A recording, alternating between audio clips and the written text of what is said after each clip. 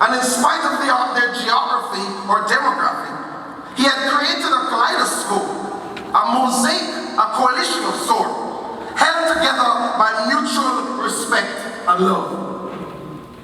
In spite of the fact that some of them were militants, some were opportunists, some were bureaucrats, some were aristocrats, some were misfits, some were riffraffs, some were Johnny-come-lately.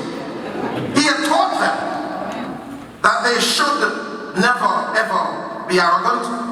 They should never ever exalt themselves. And he had taught them the virtues of love. You still listening to me? Yes. You sure? Yes. The greatest among you shall be your servant, he said to them. Whoever exalts himself will be humbled, and whoever humbles himself will be exalted. Later on in his ministry, he warns them, so the last will be first, and the first last.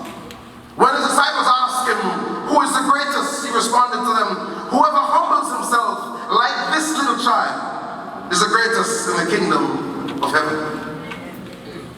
He had challenged the religious elites of this time, the Sadducees and the Pharisees, that they were hypocrites, that they had an elitist approach to leadership. He distanced himself from the bureaucratic structures and strictures of the time, condemning it as condescending and ostentatious. Listen to me, please. That question and that favor was a no-no, because Jesus Christ had taught his disciples about loving the poor and the dispossessed and the marginalized and the disenfranchised. He had taught them about neighborliness and cultural and political democracy, one for all and all for one.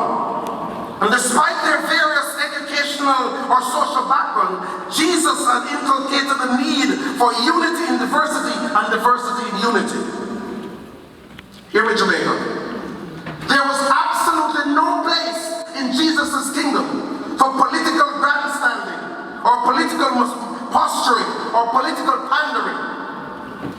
So the question that they asked was out of order, and they had no right asking that question. I'll wait for you. Should I fall behind? Wait for me. What makes the question even more perplexing and baffling and bewildering is that James and John seem to have misunderstood and were misinformed. They saw comrades as competitors. They saw allies as foes. They didn't get the memo that we're all on the same page. Now you may be wondering, why on earth these two followers of Jesus Christ, who had spent so much time with him, listening to him, would ask such a question?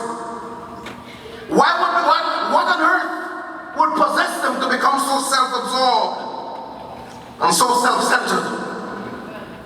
For those of you old enough to remember, Flip Wilson used to play a character. For those of you who are old enough to remember, called Geraldine.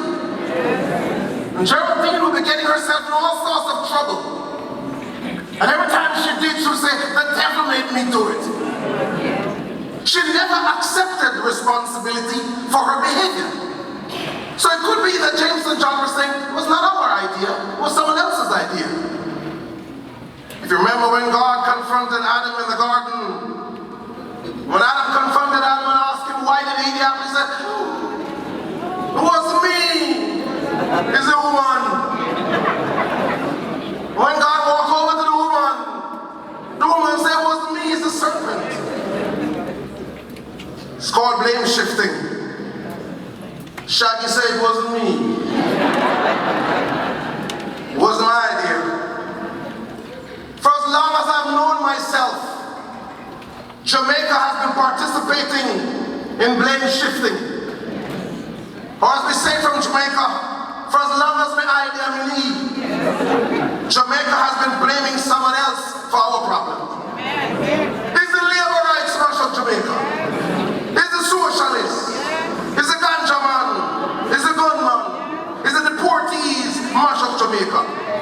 Is the imperialist, capitalist, colonialist government? Is the legacy of plantocracy? Good Lord! I spent 4 years in seminary. because the church felt that our colonial fathers had contaminated the church. As a matter of fact, those of you who are old enough would know that the word IMF once upon a time used to stand for His Monthly Fund.